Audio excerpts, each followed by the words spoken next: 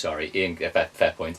Ian Graham is the ex head of football research analytics at Liverpool, Yeah, that's right, yeah. and he was there for the best part of a decade or so.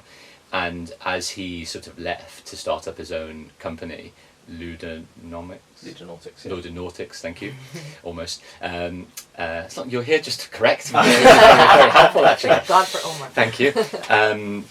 He wrote a brilliant book which I read over the summer called How to Win the Premier League, i.e. his time at Liverpool. And one of the stories he told, that he was able to tell obviously as well, was around the friction he had with Brendan Rodgers, the manager previous to Jurgen Klopp, which was transfer committee, or whatever the fabled transfer committee was, where you come to collective decisions based on sporting data, personality, you put everything into the mix and you come up with some good possibilities.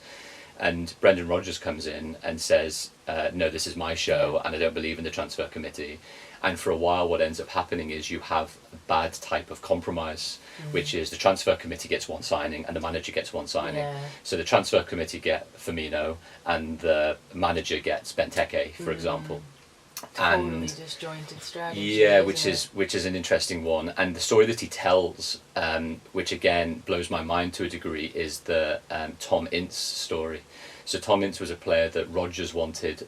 He was at Blackpool at the time, but all of the data and the analytics and the insights were he was actually going to potentially weaken Liverpool's team rather than strengthen it. So the deal's about to happen for about £8 or £9 million in the, I think it was the winter window, whichever year it was.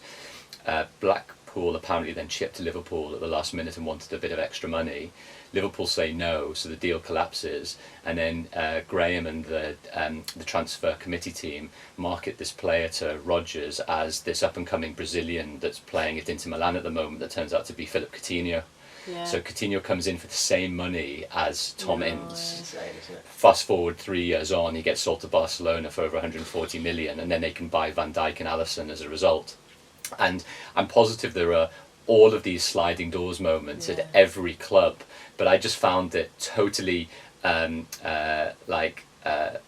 totally crackers that we were able to see one of those very high profile sort of timelines mixing with the manager, player, chief executive, failed transfer, one that works, and everything happens and Liverpool go on to glory for a few years.